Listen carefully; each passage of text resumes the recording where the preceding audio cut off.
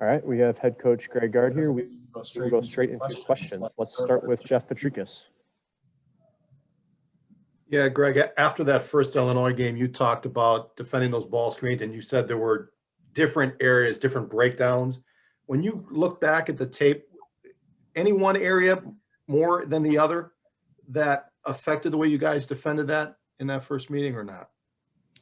Well, I think you look at the whole thing, and obviously defensively you got to be connected and having all five pieces or parts working together. So, it wasn't one specific thing all the time. It varied from whether it was the ball handler, whether it was the screeners, defender involved, whether it was the backside and protecting the rim, loading the paint, those type of things. So I wouldn't say it was one thing all the time.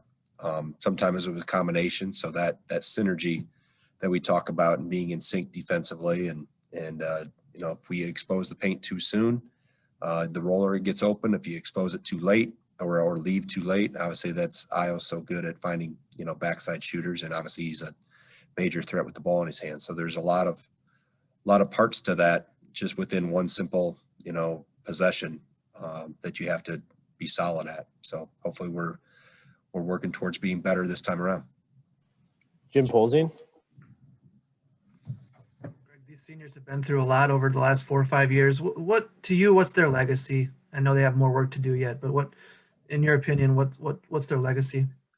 Well, I think the one thing we've talked about a lot with this group from the beginning is, leave your jersey in a better place. Make it better than when you got here. And I think these guys, obviously they've had a lot thrown at them. There's been a lot of, you mentioned adversity and nothing was more adverse or has been more life altering than what they went through with Coach Moore and his family. But, I think that's the thing that stands with this group. They've left this place or will leave this place on in a very good place from a standpoint of culture and work ethic and the things that this program stands for and has stood for through the years. So was really a point of emphasis, like I said, from the very beginning when these guys were freshmen, and they've done a good job of really cementing that in place. Josh Schaefer. Greg, obviously we talk about it all the time in the Big Ten, 3 more tough games coming up to finish off the regular season. Do you feel like it's important to win at least one of these to kind of get a little bit more of momentum rolling into tournament time? You want to win them all. I mean, there's not one that you look at and say, we don't want to win that one. I mean, they're all – I'm just looking at one. I know we've got a couple more after that, but you really I know I've said it before, and some feel it's too much of a cliche, but you really operate one day and one game at a time. So we'll focus on or have been focusing on Illinois. And when that's done, then we'll move on to next and keep doing that through. That's how you work through a process and try to improve each day. So we are doing everything we can do to win everyone.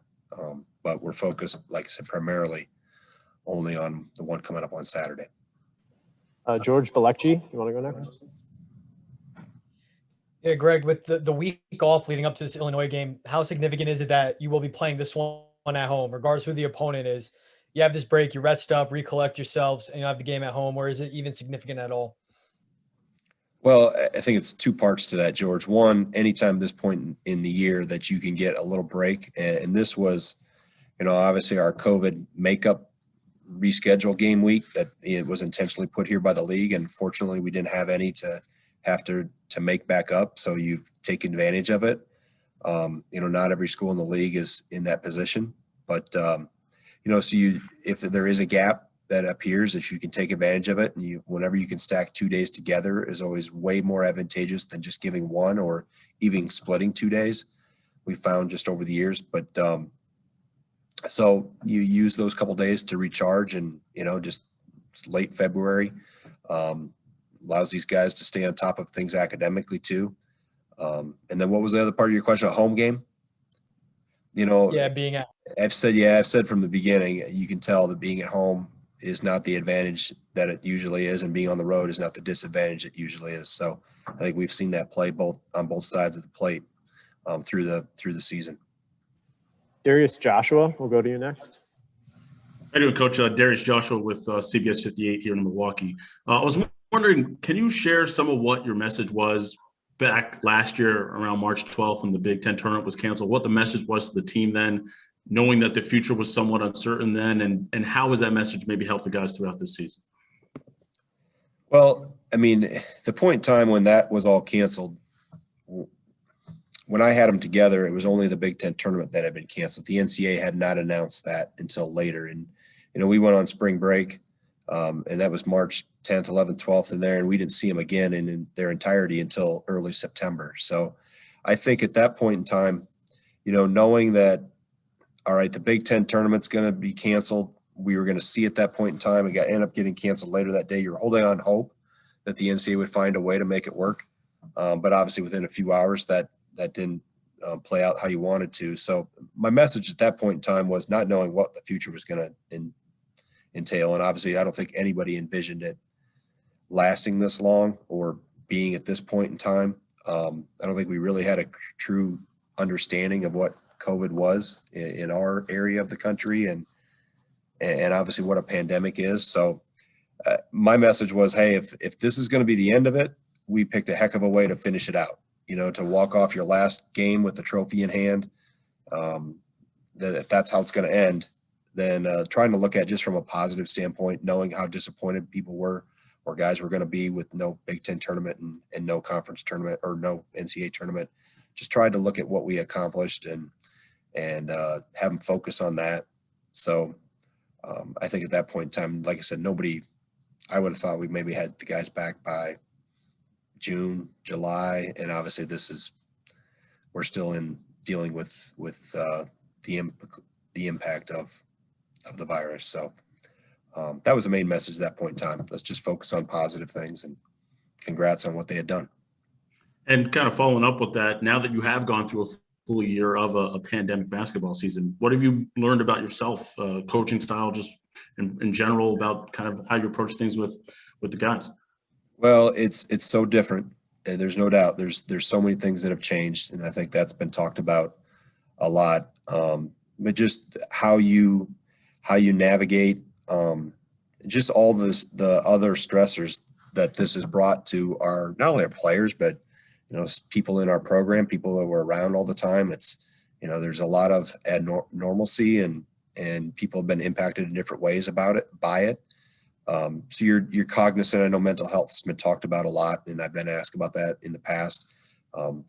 You're obviously always aware of that, but I think you're even on higher alert with those type of things, at this point in time. So that's just, everything has been different. Nothing has been really the same. As much as we try to keep it normal and try to keep some normalcy, really a lot of it is totally different, and your approach has to be different in terms of not only how we meet, how we haven't used our film room all year.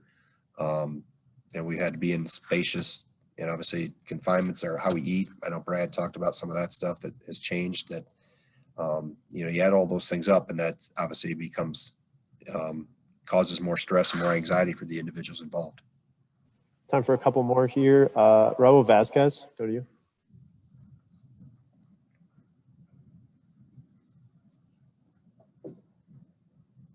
Raul, you there?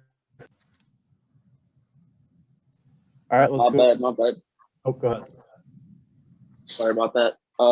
Yeah, Greg, just wanted to ask real quick about injuries, if there's an update on Ben Carlson and his timeline to come back. And then for Trevor Anderson as well, if he'll be good to go for Saturday. Yeah, I mean, both are. Ben hasn't done any contact stuff yet, so he's been doing a little bit more in terms of running and some of those things and some light drill work, but no contact stuff yet. So I don't really, it's really moves day to day with him. I think there's been progression, but not to the point where he's returned to a full practice. I mean, he hasn't taken part in a full practice since mid-December. So, but there are, he's been doing a little bit more day by day. And with Trevor, very much the same thing. I mean, he did a little, some non-contact stuff today. We'll see as it goes through the week what he's allowed to do. And, really I get my update from our medical staff each day, and they tell me where any individual is and what they can do and what they cannot do. And we move forward with who's able to go. Jeff Petrikis, you had a follow-up? Yeah, Greg, during the football season, we asked Paul this question late in the year about seniors coming back. Do you have a gut feeling if any of your guys going to take advantage of that, or is that something you're going to address in earnest after the season's over, whenever it ends? Yeah, I'll address it after the season. You know, the only time I've ever talked to them about it is when the rule got changed by the NCAA back in the fall, and just let them know that the rule had been changed or that was going to be accessible to them. But after that, I've left it alone intentionally, that I want them to enjoy and focus and embrace this year. And, you know, we'll deal with that and have those conversations, you know, after the season. Last one here, quick. George Balecki. Yeah, Greg, kind of following up on what Darius was asking you. Dimitri mentioned it, you know, and of course the mindset is every time this year, you know, finish out with the wins. For this team, because of what happened last March where it got stolen from them, is there a different mindset you've seen in preparation? Is there a different edge they've had where, since they didn't have the Big Ten tournament last year and the national tournament is one of the best teams, hottest teams in the country, that this year you see a different gear in them? They know how significant, how much this means to them to have this opportunity. Well, I think it's even more than that, George. That, you know, initially, obviously, there was a great appreciation, and there still is, for just being able to play, because, you know, we were deep into the summer, even into the fall, and I can honestly, being on meetings, and whether it's been local in our department or in our league or nationally, there was a doubt of whether we were going to have a season and what it was going to look like. And so I think just that appreciation to be able to play is a big thing. And then obviously, as you work through the season, we've talked about some of the obstacles and challenges that we've had to, these guys have been very disciplined, you know, in their approach. And I think some of it, us being able to, there's some luck involved too. I'm not going to make the claim that we are completely perfect, because I think there is some luck involved in trying to, you know, avoid, you know, that we've been able to walk forward and not have, you know, any cases or have a shutdown or anything like that. So, you know, knock on wood, we keep doing well, but it's really day by day. And I think those things you start to appreciate. You know, you don't maybe get as big picture focused when you know, you have so many things that you have to do each day in order to make that day happen. And so many things go well for you to make that day happen that you just, you know, I remember the first day in August when we had just the freshmen come in and we had the makeshift, you know, baskets in the Kohl Center, just the joy to hear the ball bounce and shoes squeak. I mean, it was just things that you take for granted that, you know, after being out of here for 4 or 5, you know, 6 months before everybody got back here, that just that simple thing of hearing the ball bounce on the floor and hear shoes squeak. And, you know, we had, you know, lines taped down, and, you know, like I said, it was a very makeshift operation because the Nicholas Johnson was getting a new floor, and, you know, we had so many, one route in, one route out. You're getting sanitized everywhere you turned. It was so, you know, to be able to walk through each day and make sure everything was okay was an accomplishment. So I think that's really you learn to appreciate things and not take that stuff for granted, because we saw how fast last year. We didn't even know what the heck COVID-19 was in Madison. You know, at least I didn't. And I think probably most of everybody else didn't either, but we soon learned how impactful it has been. All righty. Thank you, Coach Gard. Thanks, everyone, for joining. All right. Thank you.